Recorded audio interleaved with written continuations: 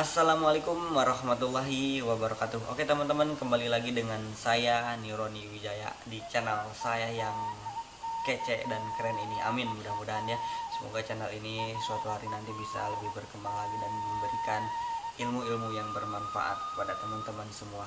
Oke, pada video kali ini saya akan menerangkan atau memberitahu untuk yang belum tahu, untuk yang sudah tahu alhamdulillah. Untuk teman-teman yang mau tahu di mana di rumah sakit ada banyak alat-alat yang digunakan dan sangat familiar sekali dan sering digunakan di rumah sakit. Dan ini dia alatnya. Maaf. Jadi sebelum lanjut nonton videonya, alangkah baiknya teman-teman untuk klik tombol subscribe terlebih dahulu, karena subscribe ini gratis ya teman-teman, untuk mendukung channel ini untuk menjadi lebih berkembang lagi dan memberikan motivasi kepada saya untuk selalu upload video baru yang bermanfaat teman-teman ya. Semoga untuk yang sudah subscribe, terima kasih sudah klik tombol subscribe. Oke teman-teman, langsung saja, gak perlu lama. Ini dia gambarnya, boleh dilihat di sini ada. Ini dia, ini gambar tensimeter ya teman-teman. Apa itu tensimeter? Nah ini dia ada penjelasannya, saya sudah rangkum ya. Maaf saya membaca teks karena saya kalau ngomong itu suka gugup. Ini dia, tensimeter merupakan nama alat medis di rumah sakit ya teman-teman, yang sangat familiar di telinga kita. Fungsi alat ini pun saya rasa kebanyakan dari Anda mengetahuinya ya teman-teman. Nah, tensimeter merupakan salah satu alat kesehatan yang berfungsi untuk mengatur atau untuk mengukur tekanan darah ya teman-teman. Ada dua jenis tensimeter ya, ada tensimeter yang ini, kalau yang ini ada tensimeter yang manualnya teman, ada tensimeter manual dan ada tensimeter digital. Atau kalau tensimeter digital itu saya gak cantumkan gambarnya di sini ya, ini yang manual. Yang digital itu cuma kita hanya dengan memencet saja itu sudah keluar nanti hasilnya, itu udah. Nah ini dia alatnya. Yang pertama adalah tensimeter ya teman-teman. Ini adalah alat dasar yang biasa digunakan untuk memeriksa tanda-tanda vital ya teman-teman. Oke, selanjutnya ada termometer. Nah ini juga salah satu alat yang digunakan untuk memeriksa tanda-tanda vital. Ini dia termometer, ini bentuknya. Dan termometer ini juga ada beberapa macam ya teman-teman. Nah ini termometer bukan alat mengukur suhu ya teman-teman. Ada berbagai macam termometer yang berdasarkan fungsinya yang digunakan dalam dunia medis. Ada termometer badan yang berfungsi untuk mengukur suhu tubuh pasien ketika mengalami demam.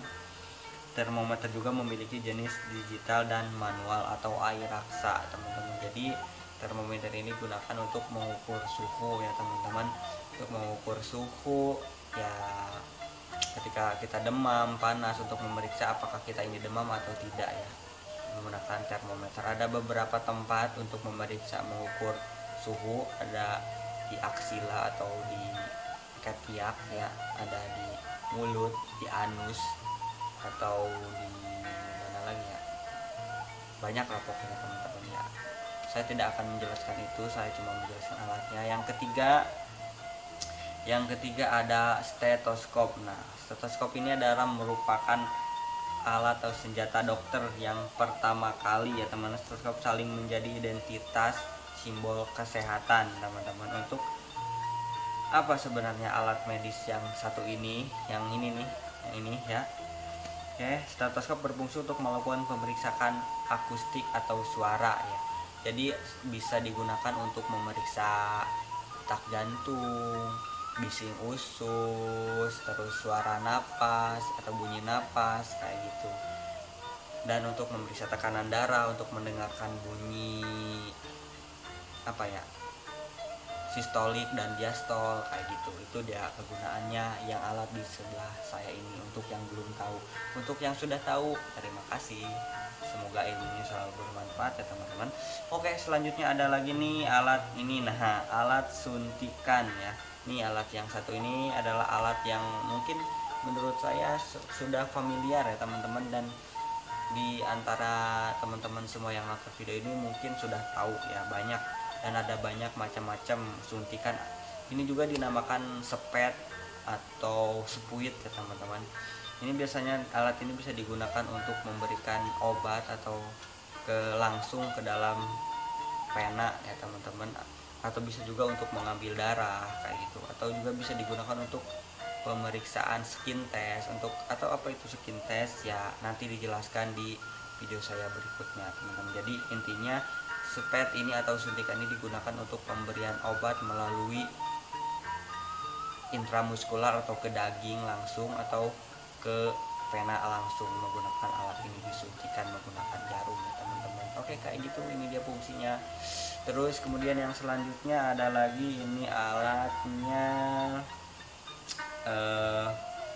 selain suntikan yang berapa ya, alat infuset. Nah ini dia, ini infuset nih, bentuknya infuset. Nah hampir sama seperti alat suntik ya. Infuset atau alat infus juga berfungsi untuk memasukkan cairan obat atau vitamin dan juga elektrolit ke dalam tubuh pasien melalui pembuluh darah vena ya.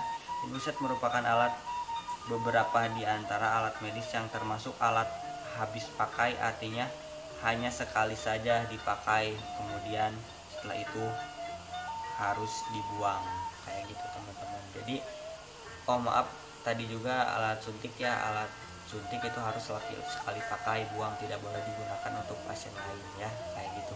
Jadi ya itu dia alat infus. Jadi yang ini nih, ini alat infus. Jadi alat infus ini sama fungsinya dengan alat medis yang tadi saya jelaskan, untuk memberikan obat atau cairan kepada pasien ya teman-teman melalui pembuluh darah vena. Oke, yang selanjutnya, alat selanjutnya nih ada kursi roda. Kursi roda ini tentunya teman-teman udah tahu ya nih kursi roda ini fungsinya untuk apa. Kursi roda ini biasanya berfungsi ya untuk membantu pasien-pasien yang sudah